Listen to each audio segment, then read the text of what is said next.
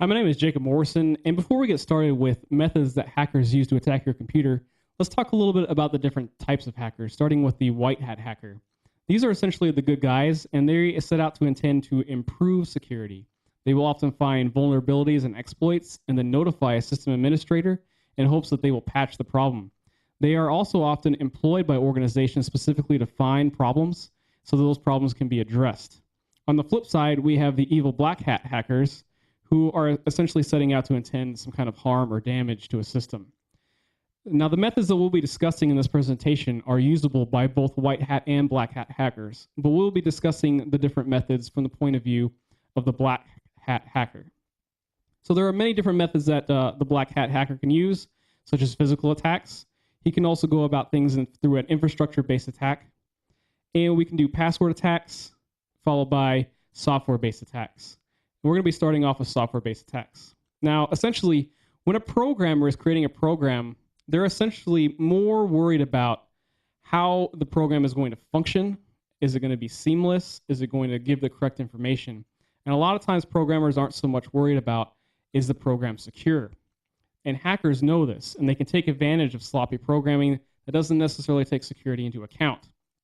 They can do this through a couple different ways: the buffer overflow, a backdoor, a logic bomb, or cross-site scripting. And we'll be starting off with the most popular method, which is buffer overflow. So in 1999, this was considered the #1 computer vulnerability in the world. In 2003, we're still the #1 computer vulnerability in the world. In 2008, we're still considered a serious security risk, and going into 2011, to modern times, this is still considered a major threat in today's PC-driven world. All right, so here we have an example of a memory module. And pretty much every operating system you've ever used stores a little bit of information for the operating system in a portion called startup memory. And as you open up programs, different programs use a memory buffer because almost every program accepts some kind of information. And the information that a program takes in is stored in this memory buffer. So a common thing that most programs will ask for is a name. So we'll go ahead and type in a name, and that will be stored in the light green area of the memory buffer for that particular amount of data. Now, the point of a buffer overflow is to go outside of that memory buffer by sending too much information to it to be stored in just that one area. The hope of the attacker is to overload the memory buffer and spill into surrounding areas in memory. So we'll go ahead and execute the malicious code, and we can see that not only does it fill up the memory buffer, but it spills over into the other area. Now, this can cause a wide variety of problems. Now, there may have been other information inside of that secondary memory module, which will cause a crash or a shutdown, and that can result in blue screens and other type of issues like that. This is very common in Windows operating systems and is often exploited. And things like Microsoft Office Works, Office Word, VB Script, all these different kinds of Windows-related software programs have long been a victim of buffer overflow. There are a couple different things that you can do to defend yourself against this type of attack using a different programming language, the one that is more secure, canary-based defenses, and non-executing stacks and split stacks. These are very technical programming terms on how to counter buffer overflows. The thing about it is it's just practicing good programming habits and ensuring that all user inputs are checked for proper length. There are tools out there in pretty much every language that allow programmers to seamlessly integrate this kind of security and to make sure that people can't input that is not acceptable. Another popular method that hackers use is cross-site scripting. This is more web-based, and essentially a user will be browsing the web and come across an interesting link on a web page, such as to CNN.com. The issue arises because inside the actual code, the link to CNN.com has an add-on script, which is calling for an additional file, as you can see in the code here. So if we were to actually look up that file, you'll find that that script is actually coded in hex. And the reason for this is a lot of times when things are coded in hex, security measures in place in your browser and in the operating system assume that a normal user cannot write code in hex and that the hex code must be valid. So this will bypass some security features that your browser may have. And essentially, whatever is coded inside this hex that we see here on the screen will execute some kind of command. Now, this can be used to do quite a bit of different things. This code can be used to gather user data. You can log your account information, which would result in an account hijacking. It can steal cookies, poison cookies, and it can also give you false amounts of advertising. One of the more famous examples of cross-site scripting attack was during the 2008 election against President Obama and Hillary Clinton, where a malicious attacker was able to introduce a cross-site script into the votehillary.org website, where users were automatically redirected to the Obama homepage. So how can you defend yourself against a cross-site scripting attack? One of the ways you can do it is to disable scripting inside of your browser. Don't ever click untrusted links. Avoid links to sensitive sites such as your banking website. And always try to go to the site directly. So in this example, instead of going to that CNN.com website through a link, we'd actually go up to the top of our browser and type in www.cnn.com. Another software-based attack is the logic bomb. This is essentially some type of code that was set up to execute when certain conditions are met. These conditions can be time-related, such as an employee setting a logic bomb to go off on a certain date or time, or they can be action-related, such as when a new piece of software is installed or where certain keystrokes are met. Logic bombs are almost always set by a member of the organization. And this may be because the individual is disgruntled because they feel they were treated unfairly, recently fired, or various other reasons. There are a couple things that you can do to defend yourself against this type of attack. The number one thing being to restrict access. You don't want everyone to be able to make fundamental changes to the system. You can also limit user responsibility so that an individual doesn't have the ability to change settings in multiple locations of the system. You can split privileges among several users. So that way, if one person wants to make a fundamental change, they have to have permission from more than one person. And another good way is to perform audits to make sure that changes are being logged and that you can review those changes. And to also implement monitoring to detect changes. This will allow a kind of a heads up in case someone does change something, you will be notified. One good example of a logic bomb was the bank UBS. They did fire an employee that had major level access to much of their networking infrastructure, and it resulted in $3 million in damages long after the employee had left the company. All of the software-based attacks we've talked about so far involve circumventing some type of security implementation. With a backdoor attack, though, there is no need for the attacker to circumvent security measures. He is simply let into the system. This is usually set in place by the original programmer, although depending on the type of system, it could be set in place by a prior administrator as well. Here's an excellent example of a backdoor attack. This is the OSX hellrts.d backdoor. Essentially, this vulnerability in the OSX platform allowed an attacker full access to any system that had this installed on the machine. So ways to defend yourself against a backdoor attack is to definitely ensure that your OS is up to date. Occasionally, OSs do have vulnerabilities, and they are recognized and eventually patched. So if you're running your latest patches, you really decrease your chances of having a backdoor attack. Also, download and install software that you trust only, because a programmer, and especially malicious programmers, can write what seems like a legitimate program that actually has a backdoor into your system. All right, let's move on to infrastructure-based attacks, the most popular being DOS, or denial of service. Here we have a group of attackers that are essentially overloading a target server by sending multiple requests. By doing so, they are denying service to normal users who are having trouble getting the target server to respond to them. This is usually accomplished through a botnet done by a bot herder. So essentially, a bot herder will infect a large number of machines, usually in the tens of thousands, and these machines are referred to as zombies. The bot herder then has full control over these computers, and you can use them to send out signals to the target server, overwhelming it.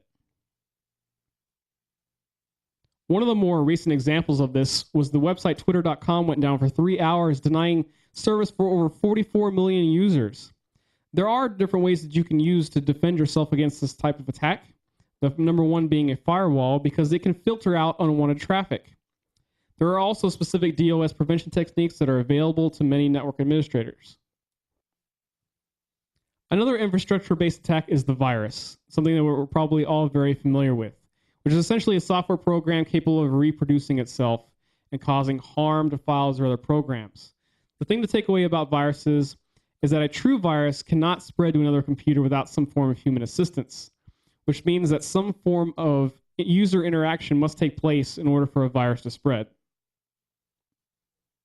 We typically associate virus infections with the PC, but as phones become more popular and more powerful, they also become more attractive targets, and Android is no exception. This particular virus has been circulating around the Android marketplace and is often packaged in downloadable games. It does infect the dialing portion of the phone, replaces the code, and then receives instructions from the attacker's PC. There are ways you can defend yourself against this type of attack both on the phone and the computer. A firewall will prevent the spread of the virus, but the most effective tool is some type of antivirus. Norton, AVG, and Security Essentials are all excellent programs that will help combat virus infections, and AVG even makes a standalone edition in the Android marketplace. Worms can be just as damaging as viruses, but the one noticeable difference between the two is that a worm is self-replicating and requires no user interaction in order to spread itself. Because worms require no user interaction in order to spread themselves, they are often capable of infecting a large amount of PCs in a very short amount of time. When Conficker reached its height, it was estimated at infecting more than 10 million computers worldwide. There are several ways that you can use to defend yourself against this type of attack, the most effective being a firewall, which can recognize worm traffic and block it. Users should also be aware that worms are often spread through email, and that an infected email is one of the most popular ways to spread a worm.